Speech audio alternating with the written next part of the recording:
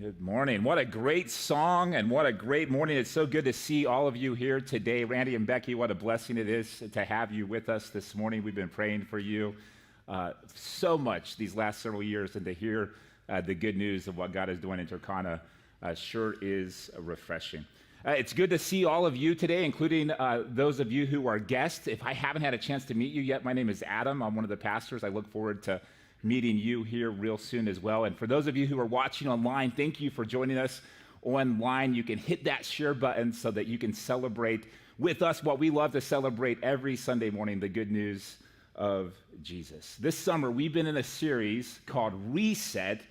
It all starts with the soul. And we've talked about how the soul really is the operating system of our lives. We have these things that we pursue in our lives, wholeness and fullness and freedom, and oftentimes we pursue them in healthy ways, but more often than not, we pursue them in unhealthy ways. And even if we get that thing that we think is going to bring us satisfaction and joy and fulfillment, usually it ends up letting us down in a very big way, which leads us to feeling disoriented, disconnected from God, disintegrated from God and from others. We find ourselves experiencing fragmentation instead of wholeness. We find ourselves experiencing emptiness instead of the fullness that we're searching. We find ourselves in bondage, of feeling like we're in bondage instead of the freedom that we're all looking for. It really is us experiencing the brokenness in the world that we live in. And if we don't intentionally take care of our souls and put first things first, we will become disintegrated and exhausted and hopeless, and it's nearly impossible to love God and to love others well, which is what Jesus tells us are the greatest commandments. By the time we're done this morning, I hope that we will take to heart the big idea of this morning's message, which is the soul is renewed by placing Christ in the center. Throughout this series, we've given some ideas on how to do that and how to take care of the various aspects of who we are, both positive and negative ways our souls are affected. Our souls can be affected by things that we do with our physical health, our emotional health, our relational health, in good ways and in bad ways. And so it's really important that we really think about and are intentional with what we do. And so to wrap up our series today, I want to talk about the steps that we can take. Now, it's not an all-inclusive list. We've already listed some, but these are some steps that we can take as we move forward, as we pursue wholeness and fullness and freedom, and as we pursue a soul that is healthy enough to love God and to love people well. As I was preparing the message for the last several weeks, one person from the Old Testament kept coming to mind. It's from the books of 1st and 2nd Samuel. They're actually one book. It's just when the Hebrews were originally writing it, they couldn't find a scroll long enough, and so they separated it into two separate books, but it's really one big idea, one story. And during this time, there was a transition that was taking place in the way that the Hebrews were governing themselves. At this point in history, God had appointed judges or prophets who kind of acted as civic leaders of the day. And the people of Israel, they began to compare themselves to other nations, and they said, well, they have a king, and they have a king, and they have a king. How come we don't have a king? We want a king too. And so God says to the people of Israel, if you want a king, I'll give you a king. I'm not sure you know what you're asking for, but I'll give you one. And God goes to a man named Samuel, hence the name of the books, who was one of the judges during the time, and he says, I want you to find the king. When you see this person, you're going to know in your spirit that this is the person who should be the king of Israel. And so that's how chapter 8 ends, and then we move into chapter 9, and it opens up with this. There was a Benjamite, a man of standing, whose name was Kish, son of Abel, the son of Zerar, the son of Bacharath, the son of Aphiah, of Benjamin. Kish had a son named Saul, as handsome a young man as could be found anywhere in Israel, and he was a head taller than anyone else. And so again, chapter 8 ends with there's going to be a new king. Samuel, you're going to find him. Chapter 9 opens up with this handsome, tall, good-looking dude named Saul. Now, it doesn't take a genius to figure out that the dots are about to be connected. And if you keep reading in chapter 9, you see that the circumstances arrange themselves in such a way that Samuel and Saul have a chance encounter. And Samuel looks at this dude and says, wow, you are tall, you are handsome, you're good looking. You could be the linebacker for the Pittsburgh Steelers. No, he didn't say that. He wasn't a scout, though he maybe could have. He says, you could be the king of Israel. And so Samuel announces this to Saul, and sure enough, Saul becomes the king. And I want to talk about Saul for just a moment, because those of you who have been in church for a while know that Saul sometimes gets a bad reputation. But in the beginning of the story, we see that he actually had a lot of great characteristics that we still look for today in leaders. There's this moment right in the beginning where Saul demonstrates this amazing humility. Samuel says, you're going to be king. And Samuel says, why me? You know, who am I to be able to do this sort of thing? And after the conversation, his uncle had gotten wind that Samuel had come and talked to him. Samuel the prophet had talked with him, and he said, what did he tell you? You know, we need to know, like, we want the inside scoop. And Saul doesn't go and put it on Instagram. He doesn't go and tweet about it. He doesn't even tell his uncle what it was that Samuel had said to him.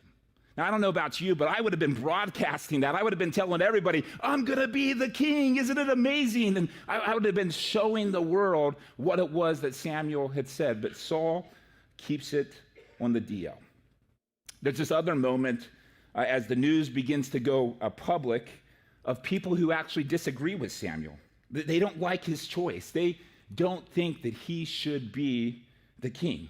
And they say, we don't care that he's tall, dark, and handsome. That stuff doesn't matter. We don't care that Samuel is the one who says that God is the one who told him that he's going to be the king. And so they begin to vocally criticize the one who was chosen. And you know what Saul does in return? Nothing. He just moves forward, believing that whatever God has for him is best.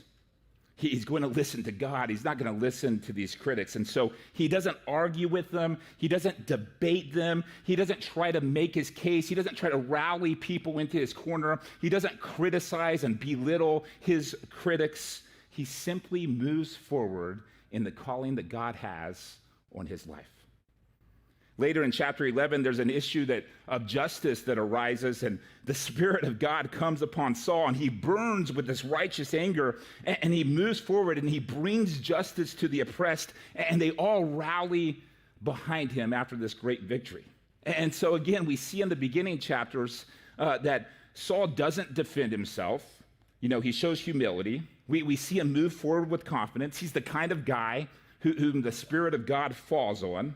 He responds to the injustice that he sees, and he moves forward in obedience, and he goes out and he defends the people, and the people rally behind him. And so at this point in the story, the trajectory for Saul's life is pretty good. His life looks pretty amazing. He's trustworthy. He has integrity. He's tall, dark, handsome, right? He's got it all. But then you continue to read the story, and his life becomes a case study on how not to lead yourself. As you read the story, it almost seems like somebody is pulling a thread at the seams, and everything is about to come undone at the seams. The entire thing just unravels around him. He becomes horribly insecure as he moves through life. He gets jealous of other people around him. He acts arrogantly and belligerently towards others. He becomes stubborn. He ignores the counsel of the people around him. When he makes a decision and it goes poorly, what does he do? He blames everybody else. He can't possibly be the one who's wrong. He can't make mistakes. He betrays people that are close to him over and over again. He uses power when he shouldn't, and he doesn't use power when he should. If you have a problem, you better not call Saul, because he's not going to be the one. Some of you got that. He's not going to be the one who's going to be able to help you. And when you step back and you look at the whole story, you can't help but wonder, how does that happen? How does somebody who started out with God's favor and a trajectory like that end up in a place like this? And I think it's overly simplistic to look at the story and say, well, he must have had character flaws all along that we just didn't really know about. We actually don't have any evidence of that at all. And so what happened to Saul? How do you explain a guy, who's taller, bigger, better looking, who has the favor of people, more importantly, who has the favor of God, the one that everybody loves? How do you explain it when a guy like that self-destructs? And that's an important question to answer because he's not the only one that it's happening to. Regular people like you and me, every single day, stuff like this is happening to people like us. People who start out up here and they end up down here. Good men and good women who make choices and decisions and go down certain paths in their lives, and they sit back one day and they say, how in the world did I let myself get here? How did I let this happen? How could I possibly have made those choices? How did my life go from this point to this point? And that's why I think the story of Saul relates to this series, because when we look at the story of Saul, we really see that it's a story of an unkept soul, an unkept for, uncared for soul. Saul's story really is an expose on what happens when people stop taking care of their souls. And so what do you do if you're hearing this story and maybe you're realizing, wait a second, my story is beginning to parallel this story? Well, you obviously don't want to follow it to the end because it doesn't end well for Saul. And so maybe you say, well, I'm going to turn things around, but what do I need to do? Well, today, I'm going to give you just a few things. It's not all-inclusive, but it's a few things that you can do to make sure that your soul is healthy. The first one is obvious, but sometimes the obvious ones are the ones that we neglect the most and need to be reminded of. The soul is renewed through care. The soul is renewed through care. Many of you know that at the beginning of the year, I had surgery to remove colon cancer, and after the surgery, they told me that I was going to have some limitations on how much activity I could do and how much weight I could lift, and they said, it's going to take a while. Give it some time. Make sure to take care. Well, I was in the hospital for 4 days, and when I came home, my wife had completely rearranged our living room so that I could stay downstairs in the living room so that I wouldn't have to walk upstairs to the bedroom or to use the restroom. And so I had strict orders: take it easy, take care. And that was really easy for the first 3 or 4 nights, probably because I was highly medicated. But that's besides the point. I behaved and I didn't do too much. But about a week after I came home, my wife had an appointment for work where she was going to be gone all day. And I was starting to get antsy. I wanted to help out around the house. I wanted to do something, right? And so she was gone. Here was my opportunity. I decided that was the day I was going to rearrange the living room back to the way that it was. And so I started moving the couch and I started moving the chairs, and about halfway through rearranging the living room, I felt this sharp pain right in my side of my stomach. It felt like somebody had put a knife through it. I thought that maybe I had broke the stitches. I was afraid that I had broken the stitches. I was more afraid that my wife, Leah, was going to be upset with me.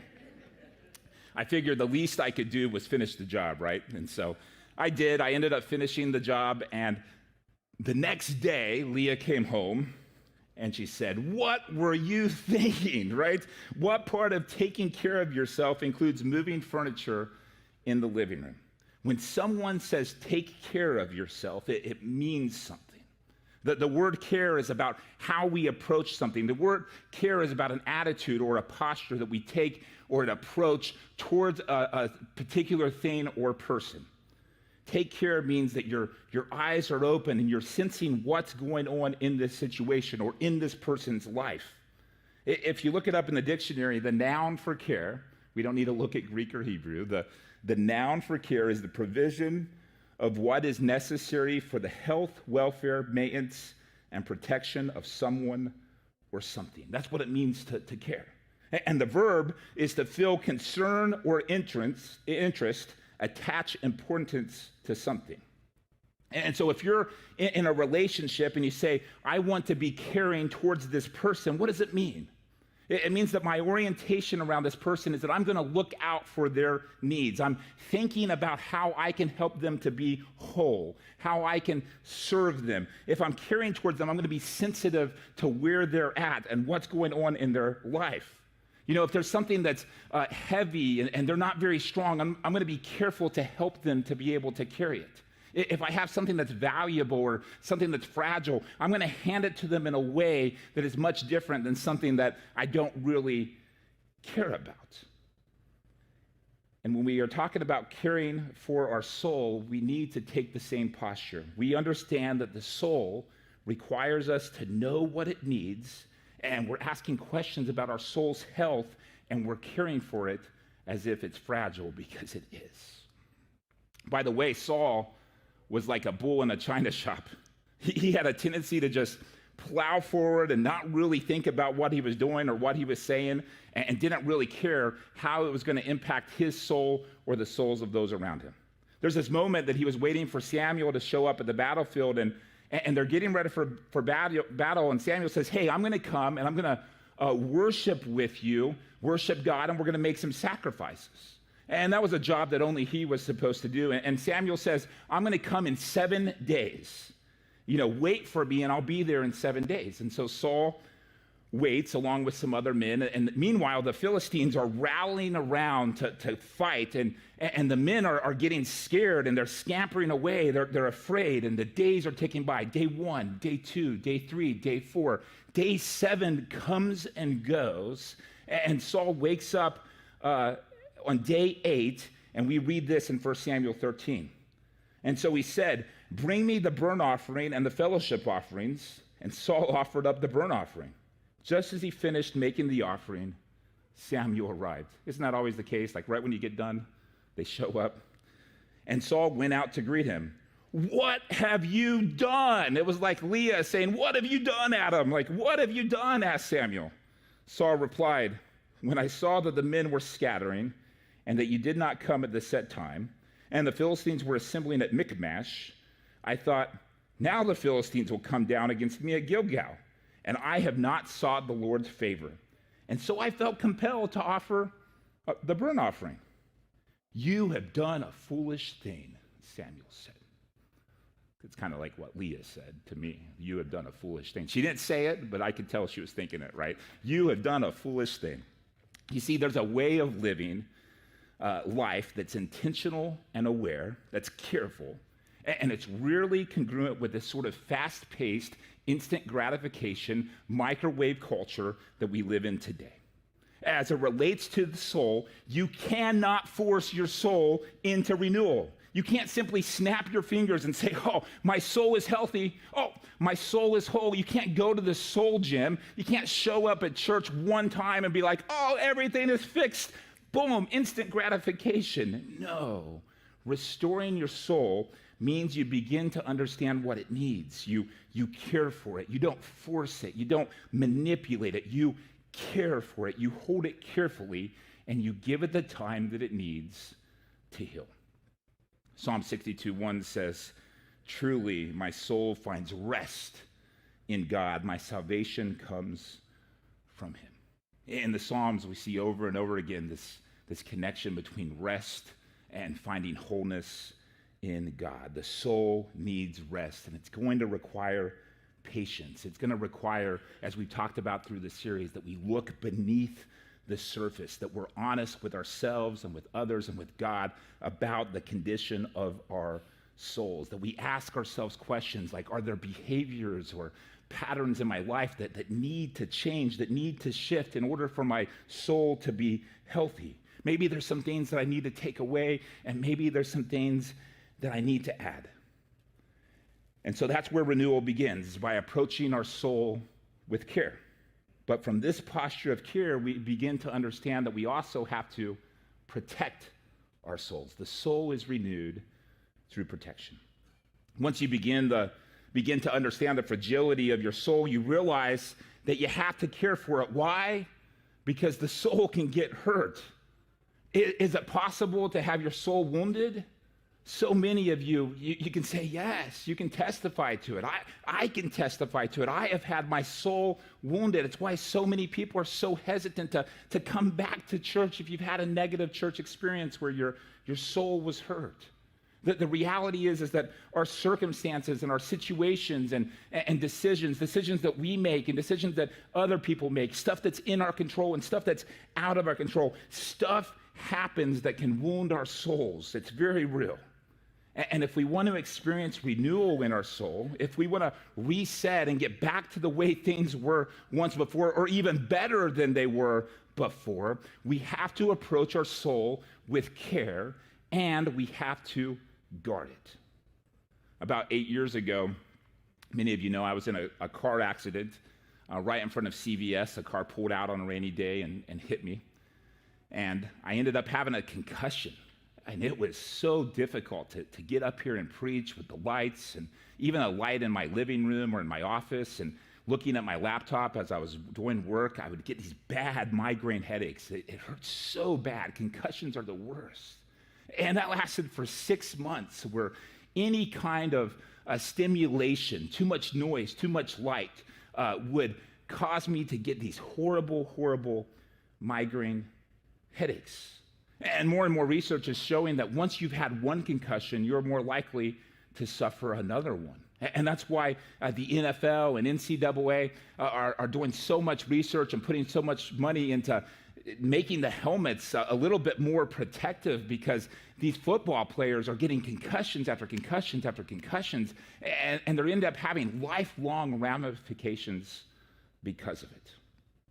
Protecting the area that has already been hurt is of the utmost importance. And the soul is exactly the same way. If it's wounded and it needs restoration, we have to protect it against the stimulation that would continue to cause damage. And protection from what? Protection from who? Again, we can look at the story of Saul. A little bit further down in the story, there's a situation that sheds light on how our souls gets damaged and how they can become disintegrated as a result. Samuel gives very specific directions as they're going into battle. He says there's some things that you need to do, and there's some things that you need not to do. And the thing that you need not to do is don't plunder the village that you're going up against. In other words, after you fight them, don't steal their stuff. Like don't do that. That's too much. What does Saul do? He lets the men take their stuff. And Samuel sees this or hears it, and he's disappointed, and he goes to Saul and he confronts him. And here's what we see in verse 19 of chapter 15. Why did you not obey the Lord? Why did you pounce on the plunder and do evil in the eyes of the Lord? But I did obey the Lord, Saul said. I went on the mission the Lord assigned me. I completely destroyed the Amalekites. I brought back Agag, their king. The soldiers took sheep and cattle from the plunder, but the best of what was devoted to God, in order to sacrifice them to the Lord your God at Gilgal. And so Saul says, listen, there was a job to do and I did it. You should be proud of me, not lecturing me. Like, don't you see, I accomplished the big task. Why does that little stuff matter, right? He justifies his disobedience with a religious ritual. Yeah, we stole some stuff, but we're going to sacrifice the best of it to God anyways. And Samuel looks at him and says in verse 22, does the Lord delight in burnt offerings and sacrifices as much as in obeying the Lord? To obey is better than sacrifice, and to heed is better than the fat of rams. What God wants is obedience, not sacrifice. To obey is better than sacrifice. You see, the sacrificial system was created to clear communication, to create a clean relationship between God and humanity. If you sinned and you felt the dirtiness of that between you and God, you would go and sacrifice in order to feel clean again between you and God. And Saul says, sure, we took the stuff, but we're going to sacrifice the best of it. It's pretty much a confession. He's saying, I understand what I did, but it's not that big of a deal. Especially since I'm going to go and, if that made God upset, it's okay. It's okay that I made God angry because I'm going to go sacrifice and then God won't be angry at me anymore. I'm going to go jump through some religious hoops to try to make this angry God happy. And what Samuel is saying to Saul is, you don't get it. God would rather you obey in the first place than have to cover your brokenness and the messiness of the friendship and relationship that you have with him. And so why would Samuel say this? Because sin is disintegrating. It disintegrates our souls. It fragments us. And when you read the Bible, you start to notice this language when it comes to sin. Sin lures us. It enslaves us. It destroys us. Sin is always present. It's very familiar, but it's never presented as normal. It's always something that doesn't belong. It's always a departure from what God wants and desires. It's what disturbs the peace. It's what disturbs the wholeness that God has for us. And it functions like a parasite.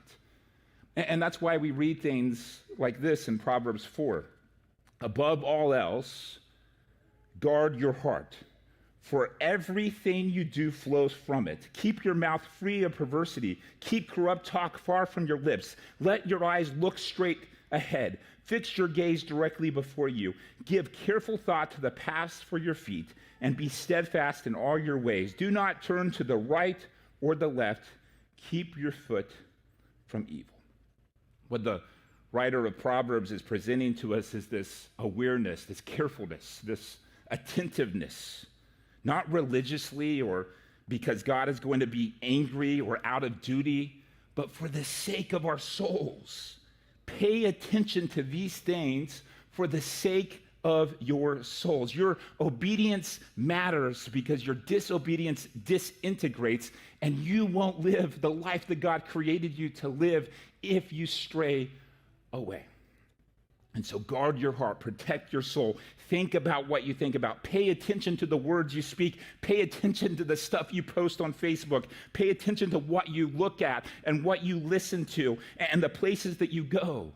The writer of Proverbs is presenting all this stuff because they can have an effect on your soul, which is why restoring your soul means you have to take protective measures for your soul. My soul doesn't need another concussion, and neither does yours.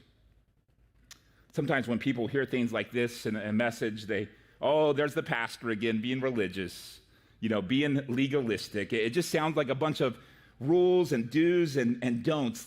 Let me tell you, nothing could be further from the truth. This isn't religion. Religion is a system that's created by man through which we try to please God. It's about obeying in order to somehow make an angry God happy with us. Let me make it very clear to you, that is not what Jesus came to establish. Jesus wasn't looking to begin another religion that we could argue and fight about, right? Jesus actually eradicates religion and gives us something entirely new. In fact, the gospel is the opposite of religion. I love the way Tim Keller says it. He says, religion says, I obey, therefore I am accepted. Christianity says, I am accepted, therefore I obey. It's a complete undoing of our entire understanding. And so if you hear me say something ever that sounds religious, when I say protect yourself from sin, I'm not being religious, because God is far more concerned about us wrecking our souls than about us somehow ruining his reputation. God cares about your soul, which is why at the heart of the gospel is this cross, which speaks volumes of God's tremendous, overwhelming love for us. When we look at the cross, we see God's love, his open heart towards us. Our hearts begin to open up, and we see his mercy and his grace. There's something inside of us that happens where we begin to realize that we can trust God, that God's not fickle. This is a God who has proven himself trustworthy over and over again, which leads us to the last point, which really sums up our big idea that the soul is renewed by centering in Christ. The question that we asked you to consider at the end of our last series is, what is your life's foundation? And I hope that you've been wrestling with that and thinking about that. And the question that I've been wrestling with through this series Is Adam, where is your sinner? Where is your sinner? And here's what I mean when I say that. Where am I going to find my value? What voices am I going to listen to? Who is going to decide what is true or good or right for my life? And that's the questions that I'm asking myself right now. Is Adam, Mick at the center? Are the voices and opinions of you guys at the center of my life? Or is Christ at the center of my soul? Our soul is renewed when we put Christ at the center of our soul. And one of Saul's problems was that he put the words and opinions of others ahead of God's. When life gets difficult, that's so tempting to do, isn't it? It's easy to lose patience and to forget that God has given us every spiritual blessing and that he has been faithful over and over again in the past. And sometimes I have to ask myself, Adam, what kind of audacity do you have to question God's faithfulness to you when he has proven himself faithful over and over and over again throughout the years? He's proven himself that he's not going anywhere. He will never leave me or forsake me. And the same is true for you. Do we trust God enough to say, God, I want your opinion on this? And when I hear that you want me to do something that I'm not comfortable with, that I don't really like, I'm going to go ahead and do it anyways. I think a lot of us, we treat Christianity kind of like a menu. I like that, and I like that, and I like that. Oh, that kind of makes me uncomfortable. Let's just pretend like that part of the Bible doesn't exist or that it's not really as important as this other stuff. And we pick and choose where and how we're going to trust God. Our soul is healed when we say, Jesus, I want you at the center of it, the center of my being. I'm not in the middle. You are in the middle. I don't define what is true. You define what is true. And when we do that, there's something that begins to happen inside of us. We begin to become more and more like Jesus. We truly become his apprentice. I'll close with one example from the Apostle Paul's life. He's preaching in Athens in Acts chapter 17, and we see that he's speaking to the Greeks, and they have no concept of Jesus, but he quotes a Greek poet, and he's talking about Jesus, and he says that it is in Jesus that we live and that we move and that we have our being. Paul's describing this abnormal way of living that takes place when you begin to see Jesus for who he is, when you begin to allow him to be at the center of your life, that you move through your days with this awareness that it is in him that you are living, that you are moving, that you are having your being, where every conversation, as magnificent or as mundane as it may seem, can be with this awareness that you are in Jesus and Jesus is in you. That you're representing him to the world around you. You're experiencing him even in those seemingly mundane moments. It's a way of living that happens when we begin to care for our souls, and by God's grace, our souls become what God intended them to be from the beginning. And so our next step this week, I want you to consider 3 questions, perhaps before you even leave here today. On a scale of 1 to 10, how well do you care for your soul?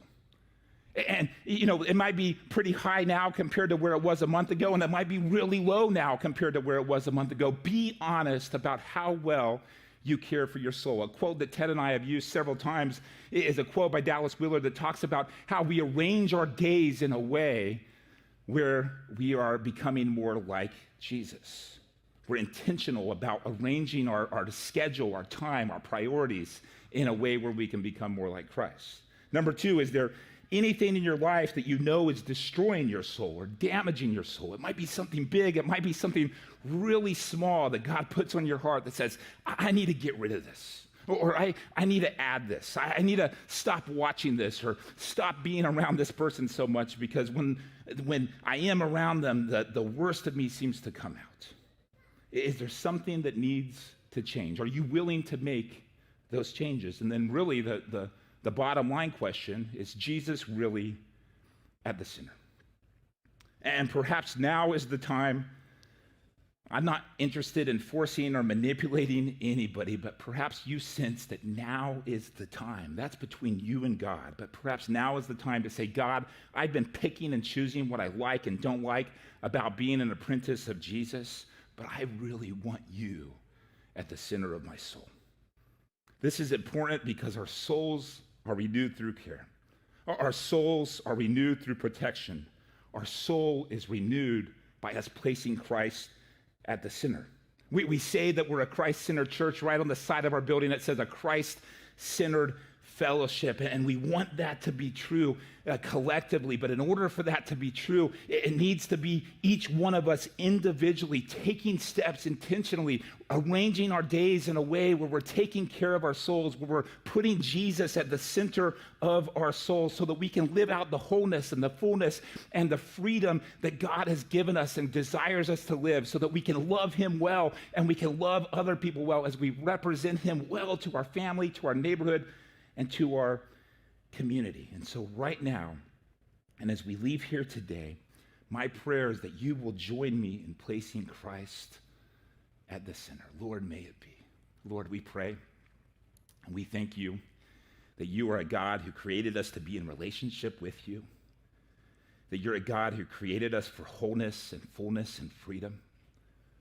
And so often we try to find those things in places and in people, even places and people that seem healthy and good, but ultimately they always let us down because we were created for something more. We were created for a relationship with you, and we thank you that you made that possible through the life, death, and resurrection of Jesus. And so, God, I pray that we would gaily put our faith in you, that we would gaily come back to center, and then we would look for opportunities to remind each other and encourage each other and stir each other's faith, so that when we do get off center, that we would come back to center and that Christ would be the center of our lives individually and collectively. And as a result, the Ohio Valley would take notice and they would say, God, there's something different about those people at C3. And we can tell them it's all about Christ. Everything we do is all about Christ. May that be true for my life and for all of us. In Jesus' name.